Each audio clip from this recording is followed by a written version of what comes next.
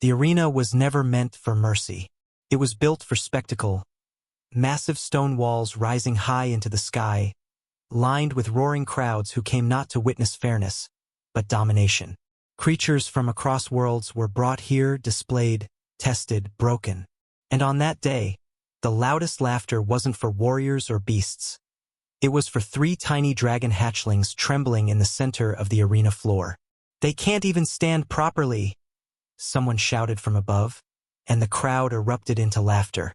The smallest hatchling stumbled again, its weak legs failing as it tried to steady itself. Its wings, still too small to lift its body, flapped uselessly as it struggled.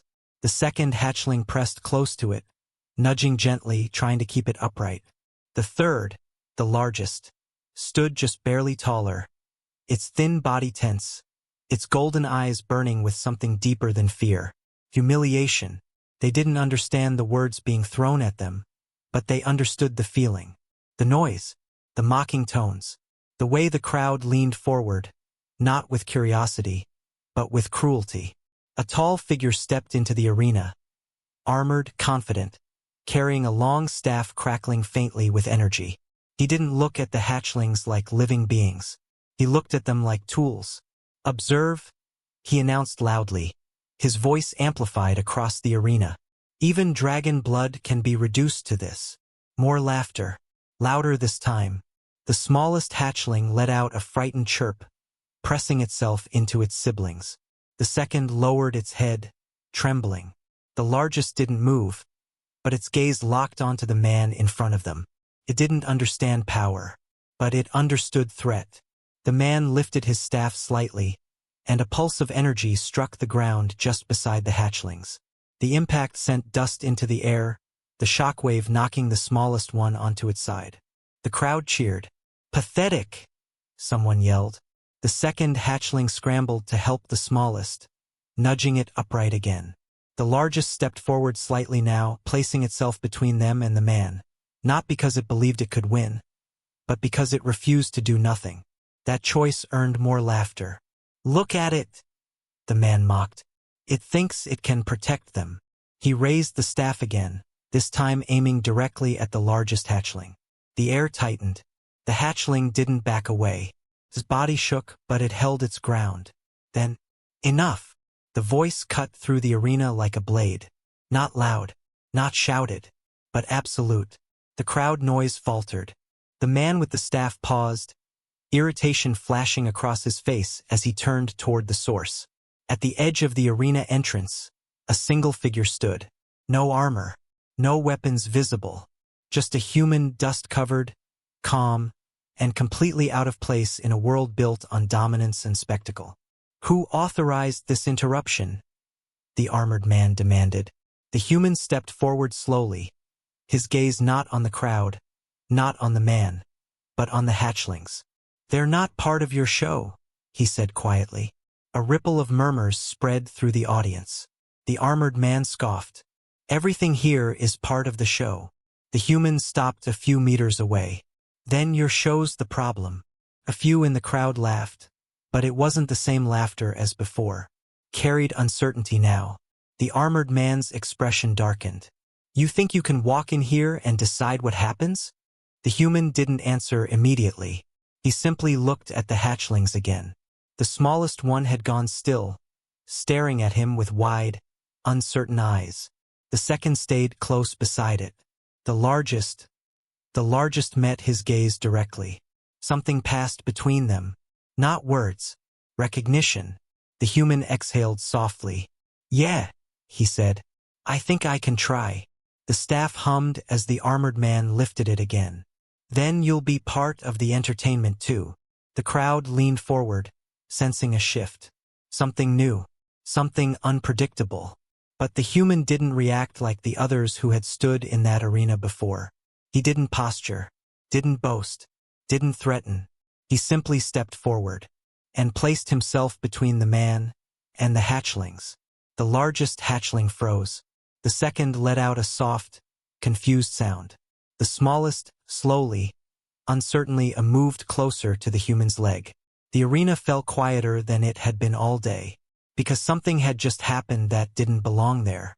Not strength, not dominance, but defiance. And for the first time since they had been dragged into that cruel place, the dragon hatchlings weren't alone anymore. The crowd didn't know it yet. The armored man didn't understand it. But years later, every single person in that arena would remember this moment. Because this wasn't just the day they laughed at helpless dragon babies. This was the day they made a mistake they would regret for the rest of their lives. The arena didn't roar this time, it watched. The laughter that had filled the air only moments ago had faded into something quieter, sharper. Curiosity, unease. The human stood still between the armored man and the hatchlings, his posture calm, almost relaxed. But there was something unshakable about the way he held that ground. Not arrogance, not recklessness, just certainty. The armored man studied him for a moment, then let out a short, mocking laugh. "You're serious?" The human didn't respond. Behind him, the smallest hatchling pressed closer, its tiny body trembling but no longer trying to hide. The second hatchling stayed near it, glancing between the human and the threat in front of them. The largest hatchling didn't move at all. Its golden eyes remained locked on the armored man. But now, there was something else mixed into that stare. Not just fear, not just defiance. Expectation. The armored man tilted his head slightly. "You think standing there changes anything?" The human's voice was quiet when he finally spoke. "It already has." A ripple moved through the crowd again. The armored man's smile faded. Slowly, deliberately, he raised his staff. "Then let's see how long it lasts." The energy at the tip of the staff flared brighter this time, no longer for show. The air itself seemed to tighten as the charge built, crackling with dangerous intent. The hatchlings reacted instantly. The smallest let out a frightened chirp, shrinking back. The second lowered its head, bracing. The largest stepped forward again. But this time, it didn't step past the human. It stayed just behind him. Trust. It didn't know why. It didn't understand how. But it chose it anyway. The human shifted his stance slightly. Not aggressive, just ready. The staff discharged.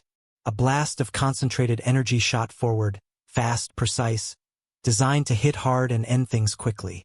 The crowd leaned in, expecting impact, expecting collapse, expecting the human to fall like everything else that had stood in that arena. He didn't. He moved. Not away, but through it. The motion was subtle, almost effortless. A step, a turn, a shift of balance that carried him just out of the blast's path. The energy struck the ground behind him, exploding into a burst of dust and light. But the human was already moving again. The armored man's eyes narrowed. The second attack came faster. This time, the human didn't just avoid it. He closed the distance. Before the staff could fully recharge, he stepped inside its range, his hand striking the shaft.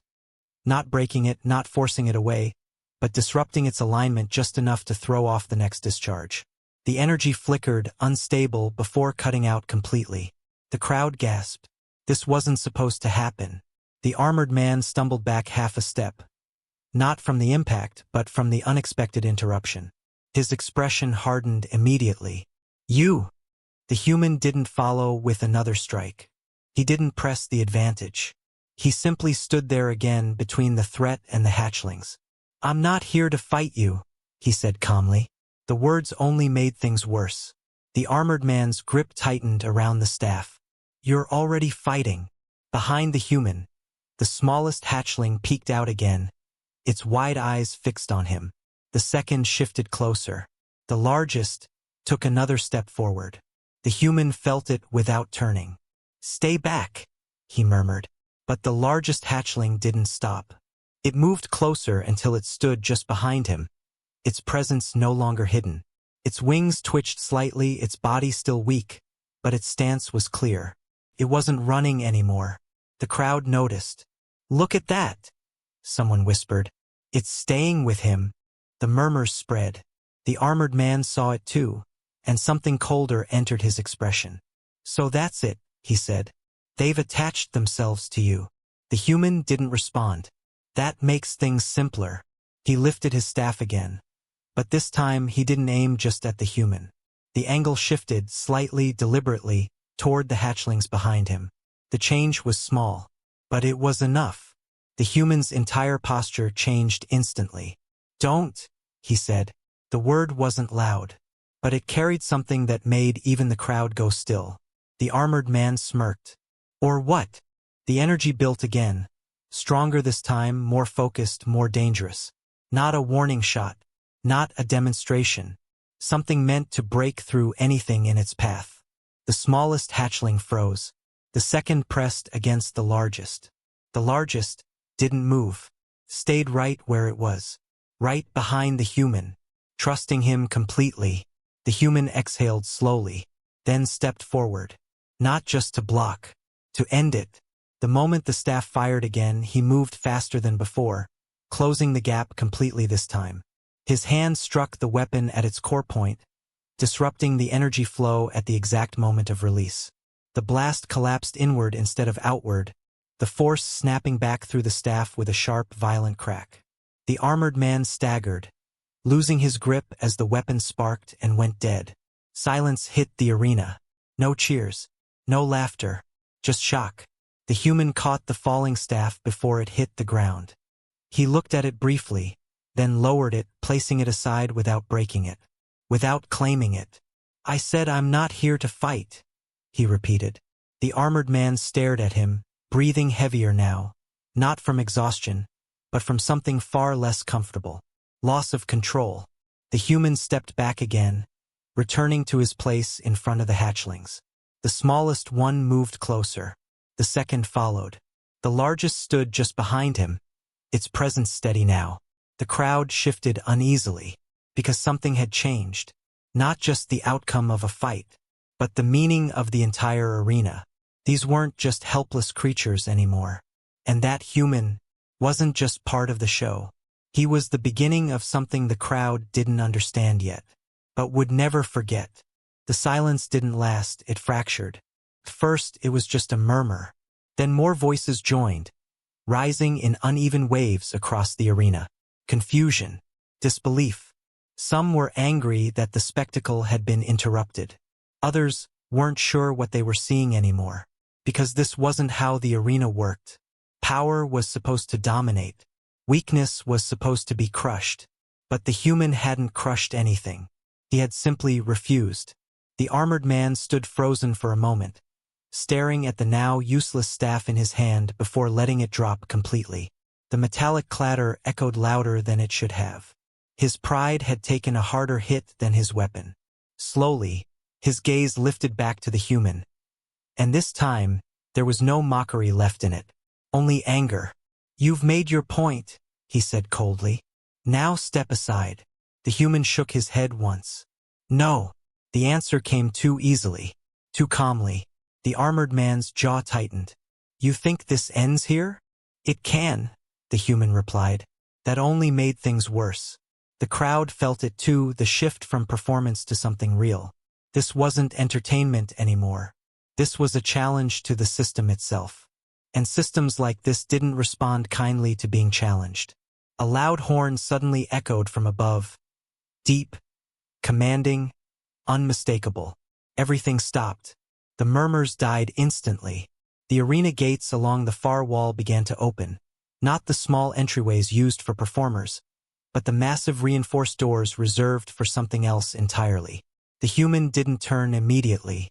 He didn't need to. He already knew what that sound meant. Escalation. Behind him, the hatchlings reacted instantly.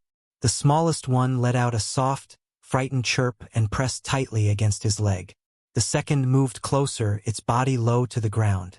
The largest tensed, its eyes shifting toward the opening gates, its instincts flaring again.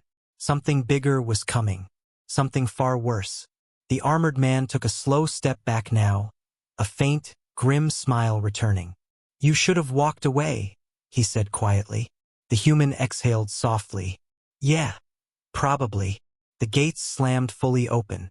Heavy footsteps followed. Not quick, not rushed. Each step carried weight, echoing across the arena floor like distant thunder. The crowd leaned forward again, but this time there was no laughter. Only anticipation. A massive shape emerged from the shadows beyond the gate. Not a hatchling. Not weak. A full-grown dragon. Its scales were dark, scarred in places, its wings partially unfurled as it stepped into the light. Its eyes burned with a sharp, controlled intensity. Not wild, not feral, but trained. Forced. Conditioned. A weapon. The hatchlings froze. The smallest one whimpered softly. The second pressed closer to the largest. The largest didn't growl this time. It didn't move forward either. It simply stared, recognizing something it didn't have words for. Fear. Not for itself. For what it might become. The human finally turned his head slightly, enough to see the dragon fully. His expression didn't change much, but something in his eyes hardened. "Yeah," he muttered. "That's about right." The armored man gestured toward the creature. "This is how dragons are meant to be," he said. "Controlled. Directed. Useful." The dragon stopped a short distance away, its gaze shifting between the human and the hatchlings behind him. His massive chest rose and fell slowly. It wasn't attacking yet. It was waiting for a command. The human looked at it, not as an enemy, not as a threat, but as something else. Something wrong. "You don't want to do this," he said quietly. The crowd stirred again, confused by the words. The armored man laughed sharply. "It doesn't want anything." The human didn't look at him. "That's the problem." The dragon's eyes flickered slightly at that. Just for a second. Subtle. Almost unnoticeable. But the largest hatchling saw it. And something inside it shifted. The armored man raised his hand. "End this." The command echoed across the arena. The dragon moved. Not slowly anymore. Not hesitantly. Fast. Powerful. Controlled. The ground trembled under its weight as it lunged forward.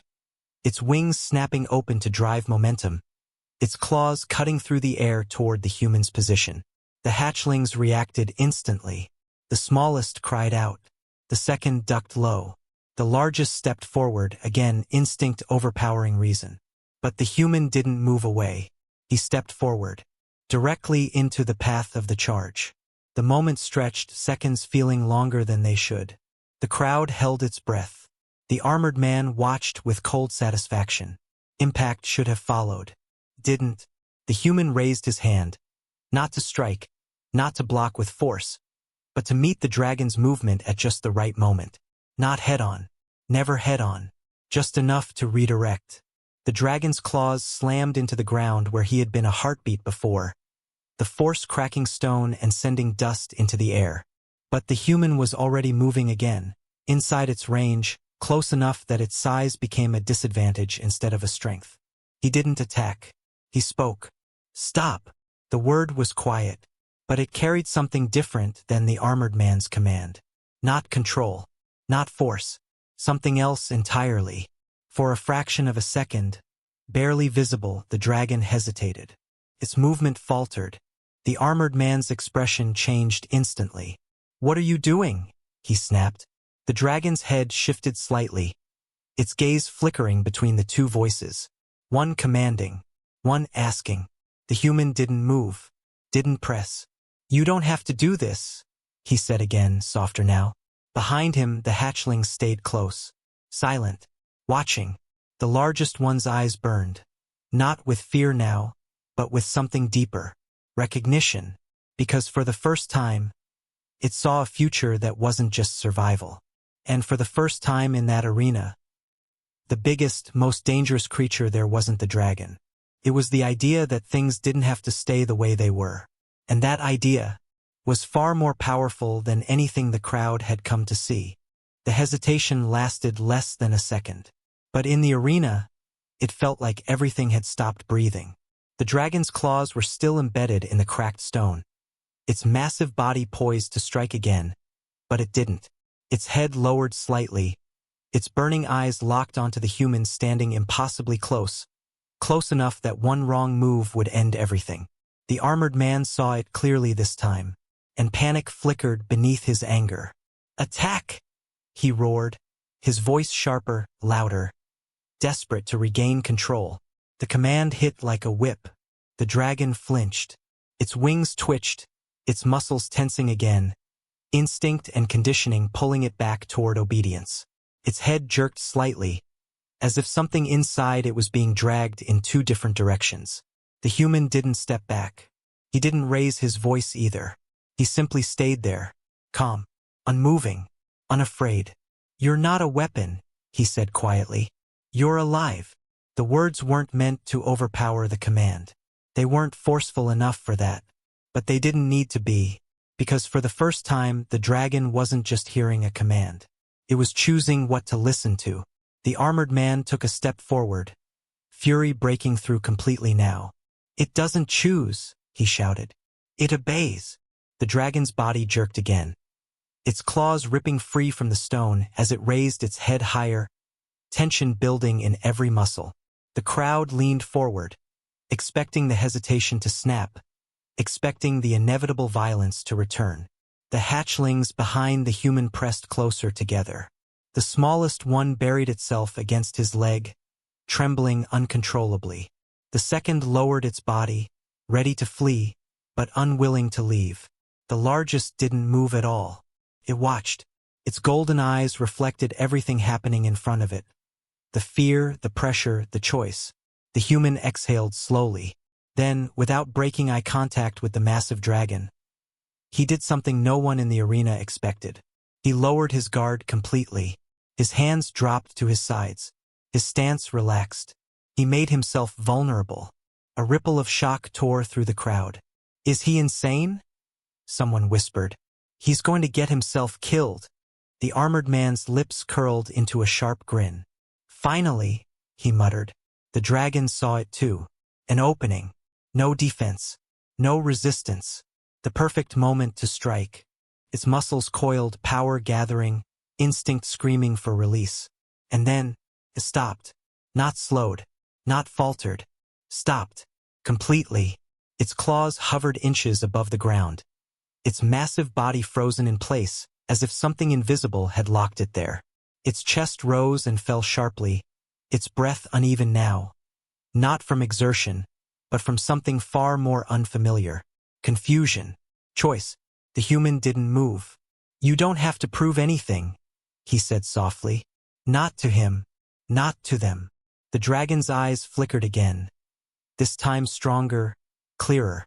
Something buried deep beneath layers of control and conditioning began to surface.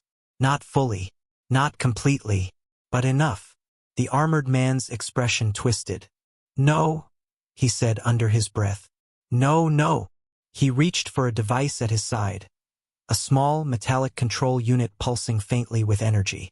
The moment his fingers closed around it, the dragon reacted violently. His entire body convulsed. A low, pained rumble tore from its throat as its wings flared wide, its claws digging back into the ground. The hesitation shattered not into obedience, but into agony. The hatchlings cried out. The smallest one shrieked, the sound thin and terrified. The second pressed against the largest, shaking. The largest stepped forward again. This time, there was no hesitation. The human's head snapped slightly toward the sound, but he didn't turn. He couldn't. Not now. The armored man activated the device. The dragon roared. Not in rage. In pain. The sound shook the entire arena, echoing off the walls with a force that made the crowd recoil. The illusion of control shattered instantly. This wasn't dominance. This wasn't mastery. This was suffering. The human's calm broke for the first time. "Stop!" he snapped, his voice cutting through the chaos. The armored man ignored him, his grip tightening on the device. "It obeys," he repeated, louder now, as if trying to convince himself. "It always obeys." The dragon's movements became erratic, its claws tearing into the ground, its wings thrashing, its head jerking violently as it tried to obey a command it no longer fully accepted. And then, a smaller sound rose beneath the roar, a soft, trembling chirp, the smallest hatchling. It had stepped out, not far, not boldly, but enough. The human saw it from the corner of his eye. "Hey, no, stay back." But the tiny creature didn't stop. It moved closer, its small body shaking with every step, its wide eyes fixed not on the armored man, not on the crowd, but on the suffering dragon. Another chirp, softer this time, calling. The dragon heard it, through the pain, through the control, through everything forcing it to obey. It heard that sound. Its movement faltered. The roar broke, its head lowered, just slightly. Its burning eyes shifting away from the human, away from the armored man, toward the hatchling, toward something small, weak, vulnerable, free. The device pulsed again in the armored man's hand. But this time, the dragon didn't respond the same way. Its body resisted. Not completely, not cleanly, but enough. The human saw it happen, and so did the crowd. For the first time, the arena wasn't watching a battle. It was watching something break. Not the dragon, not the human, but the control that had defined everything here. The armored man's voice cracked as he shouted again, "Attack!" The dragon didn't move. The command echoed and faded, because it wasn't stronger than what had just been awakened. The human stepped forward slowly, placing himself between the dragon and the hatchling again. But this time, not as a shield, as something else, a bridge. "It's over," he said quietly. The armored man stared at him, his control slipping through his fingers, his certainty collapsing in front of everyone. "No," he whispered. But the arena had already changed. The crowd knew it. The hatchlings felt it. And the dragon finally chose it. The silence that followed wasn't empty. It was heavy. The kind of silence that comes when something irreversible has just happened. And everyone knows it, even if they don't yet understand what it means. The armored man stood frozen. The control device still clutched tightly in his hand. But it no longer looked powerful. It looked small. Useless. Because the dragon wasn't responding anymore. Not to him. Not to the device. Not to the arena. Its massive body remained still, wings slowly folding back against its sides, claws easing their grip on the shattered ground. The violent tension that had defined its every movement before was gone, replaced by something quieter, something uncertain, something free. The human didn't move for a long moment either. He stayed where he was, close enough to the dragon to be within reach, but not threatening, not pushing, just present. Behind him, the smallest hatchling had stopped trembling. It stood there now, tiny and fragile, looking up at the massive creature it had just called out to. The second hatchling edged forward cautiously, staying close. The largest stepped past the human. That single movement sent a ripple through the entire arena. "No," the armored man muttered, shaking his head. "No, it won't." But it did. The largest hatchling walked forward slowly, its golden eyes fixed on the full-grown dragon. No fear, no hesitation now, only something instinctive, something deeper than anything the arena had ever taught. Recognition. The dragon lowered its head slightly, not in submission, not in defeat, but in acknowledgement. The distance between them closed, small steps meeting stillness, until the hatchling stood just beneath the dragon's lowered gaze. For a heartbeat, nothing happened. Then the hatchling made a soft sound. Not a cry, not a plea, a greeting. The dragon's breath hitched. A low, quiet rumble followed. Not the roar of a weapon, not the growl of a predator, but something softer, something almost gentle. The crowd gasped, because they understood now. This wasn't control. This wasn't training. This was connection. The armored man's grip finally broke. The control device slipped from his hand, hitting the ground with a hollow clang. He didn't pick it up. He didn't move. He just stared. Everything he believed, everything he had built, was collapsing right in front of him. "They're supposed to obey," he whispered. The human finally turned to look at him fully. His expression wasn't angry. It wasn't triumphant either. It was simple. "Maybe that's the problem," he said. The words landed harder than any blow. Around them, the arena had gone completely still. No one was shouting anymore. No one was laughing. The spectacle they had come to watch no longer existed. Because this wasn't entertainment. This was truth. The dragon slowly lifted its head again. But this time, its gaze didn't return to the armored man. It shifted instead toward the hatchlings. and then, briefly, toward the human. There was no aggression in it, no command, just awareness, choice.